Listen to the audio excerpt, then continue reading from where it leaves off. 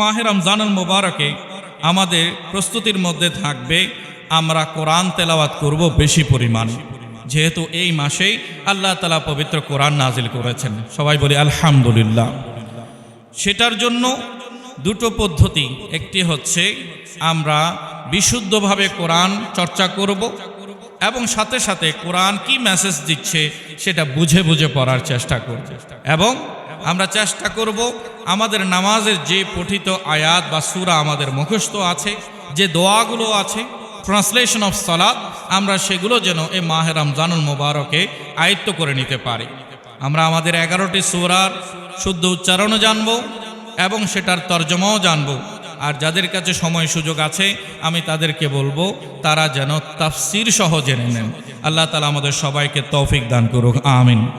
এবং মাহে রমজানুল মুবারকে আমরা নবী করিম সাল্লাল্লাহু আলাইহি ওয়াসাল্লামা যে আয়াত বা যে সূরাগুলোর বরকতের কথা বলেছেন, ফজিলতের কথা বলেছেন, সেগুলো যেন চর্চা করি।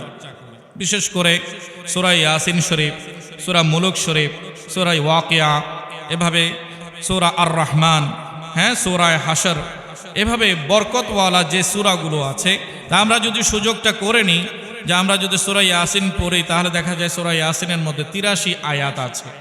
প্রতিদিন আমরা 3 আয়াত করে যদি মুখস্থ করি এবং ওই আয়াতগুলো নামাজের মধ্যে তেলাওয়াত করি তাহলে আমার মুখস্থ হবে, চর্চাও হবে। এর মাধ্যমে মাহে রমজানুল মুবারক শেষ হওয়ার আগে আগে এই পূর্ণ সূরাটি আমাদের প্রত্যেকের মুখস্থ হয়ে যাবে। প্রতিদিন 3 আয়াত করে পড়লে 30 দিনে তো 90 আয়াত শেখা যায়, কিন্তু এই সূরার আয়াত সংখ্যা কত? 83। তাহলে 90 থেকে কম আছে। মাহে রমজানুল মুবারক শেষ হওয়ার আগে আগে এই সূরা মুখস্থ করা আমাদের জন্য সম্ভব হবে। সবাই বলি আলহামদুলিল্লাহ। এবং নবী করিম সাল্লাল্লাহু আলাইহি ওয়াসাল্লাম বলেছেন, ইন্না ফিল কোরআন লাসূরাতান তাশফাউ লিকিরাআতিহা ওয়া ইয়াগফারু লিমুস্তামিইহা ইল্লা ওয়া হিয়া সূরাতু ইয়াসিন। নবী আকরাম সাল্লাল্লাহু আলাইহি ওয়াসাল্লাম বলছেন, পবিত্র কোরআনে এমন একটি সূরা আছে যেটি কিয়ামতের ময়দানে বান্দার জন্য, যে পাঠক এবং যে শুনবে তাদের গুনার ক্ষেত্রে গুনার ক্ষমার জন্য আল্লাহর দরবারে সুপারিশ করবে। আর সেই সূরাটি হচ্ছে সূরা ইয়াসিন শরীফ। এবং আল্লাহর রাসূল ইরশাদ করেছেন, কাতাবাল্লাহু মান ক্বারা ইয়াসিন কাতাবাল্লাহু লাহু বিকিরাআতিহা কিরাআতাল কুরআনি 10 মাররাতিন।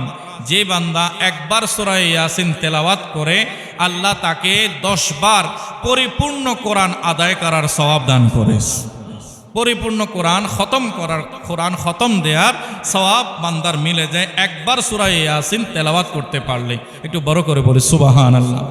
আল্লাহ তাআলা এই সুযোগটা আমাদের গ্রহণ করা তৌফিক দান করুক, আমিন।